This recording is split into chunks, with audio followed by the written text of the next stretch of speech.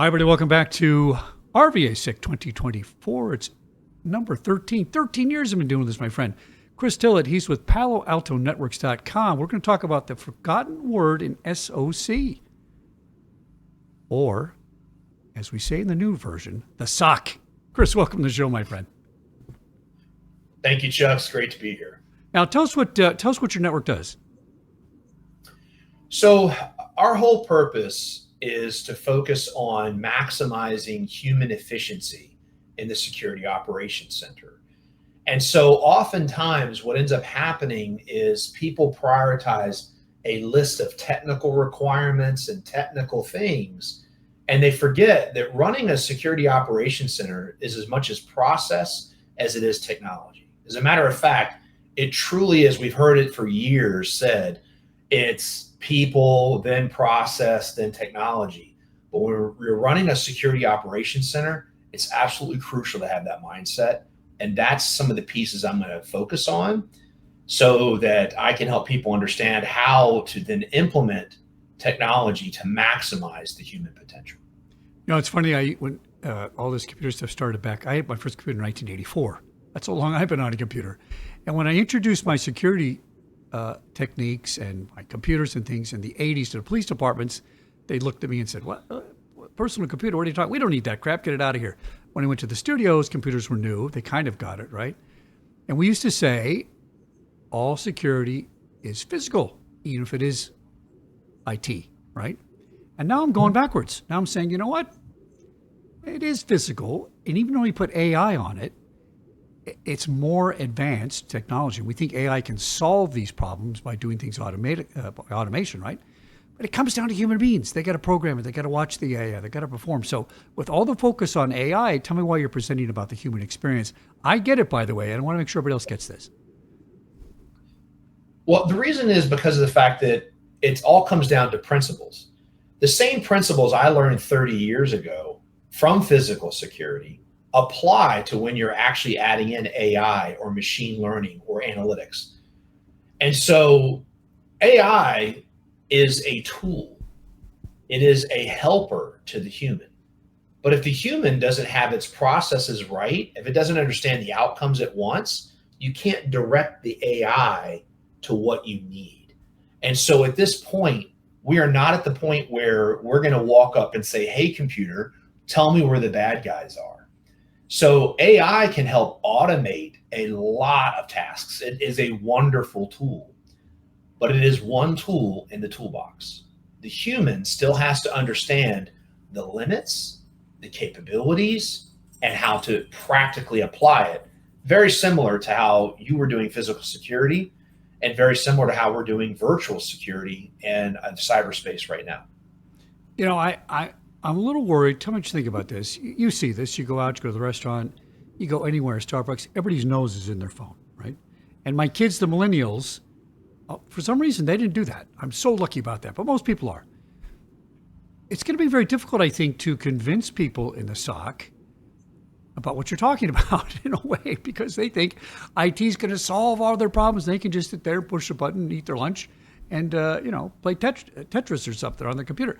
So is the Terminator going to destroy all our phishing links? Are we just going to sit there and not participate as humans and let AI just run amok? Tell me how we're going to convince these people that what you're talking about is the solution. It really is the solution. So I'm going to show them what has been accomplished thus far by having a analytics, machine learning, and AI-driven product directed by humans through a trust but verify process. So yes, in some cases, AI bots can help with phishing links. It can even help squash many of them. But the verification loop still requires a human to do a trust but verify, to continue to train those models and continue to train the machine so that you're getting the outputs that you want. So at the end of the day, what I'm going to help you do is get real, very real. And so the first thing we're going to do is when we start discussing this is you're going to help me get real with something. So it's going to be a little tongue-in-cheek play, but I think by you helping me, then I'll be able to help you. So I'm looking forward to that process. Do you think there's a new generational gap I assume you're a little younger than me, but we're kind of the same generation. And I had a computer in 1984 when it had 2 floppy drives. My first hard drive cost me $1,200 and it was 25 megabytes, right? I grew up with DOS. I get those things. Now there seems to be a gap of the younger people that think, I'm just here as a custodian of this computer and they're doing all the stuff automatically. There was a skill gap for a long time, right, for people in security IT. Do we have a participation gap? Is that a good way to describe it? We do have a participation gap. And the other thing I think is that, yes, I agree with you that there will be the next generation of SOC analysts that trust machine learning and AI more. Those of us that have been doing this for a long time, I turned 50 this year and I've been in this business for 30 years. The early outputs of analytics and machine learning were sometimes proof of concept at best, and in many cases, untrustworthy. So that's why when I say when we're deploying these newer capabilities with these new machine learning engines, we start with a trust but verify process. And so when we start going into that kind of feedback loop, it allows us to trust the machine learning outputs a lot better. But you're absolutely correct. Those of us that are in my generation, which I'm the Gen X generation, we're kind of jaded anyway. And so a lot of our analysts are still pivoting out to raw events and things like that because they don't trust what the machines are showing them. So I think that we're now at the stage where we're going to start trusting machine level outputs. We're going to be able to train machines to do specific tasks that we want it to do. I liken it very similar to the dogs that are being used to help identify people that maybe are getting ready to faint. I had a friend of mine who had a little chihuahua in a little bow tie on, and she would have fainting spells. And all of a sudden you'd see Sparky jump up and start tapping her on her shoulder. So they needed to do a couple of things. Identify when she was about to faint, understand the circumstance, and then do the appropriate notification. And I know that sounds really, really basic, but you can actually achieve that right now with machine learning and the AI LLMs that are available, even open source. So once we kind of discuss that, again, by getting real, by reducing our expectations to appropriate expectations, then you can actually leverage these as tools. And I can tell you this, Sparky, every time I was around him was 10 for 10. Sure enough, she would have to go lay down and she would pass out. So he knew, he was trained, and he was very effective. So we can help that next generation of analysts trust the outputs of what machine learning and AI can do by training them appropriately now. But we have to do that first by getting real. We've got to get human to do the training. No, we're still in the physical world as far as I know. It hasn't been proven to be where else, that's where we have to start. Now, can we make fun of all this quote, it has IT, it has AI, and a single place of single pane of glass? Can we make fun of that now, or is that just kind of a forbidden thing because AI is supposed to be smarter than us? We can absolutely make fun of it. And the reason why I want people to make fun of it is because when I'm talking to customers worldwide, and I talk with hundreds, I sometimes hear, as much as they hate marketing, I actually hear marketing terms in their expectations of things. And so to say that it's not impacting them or their expectations is a false statement. I'm seeing it. And so I'm actually seeing that in requests for proposals.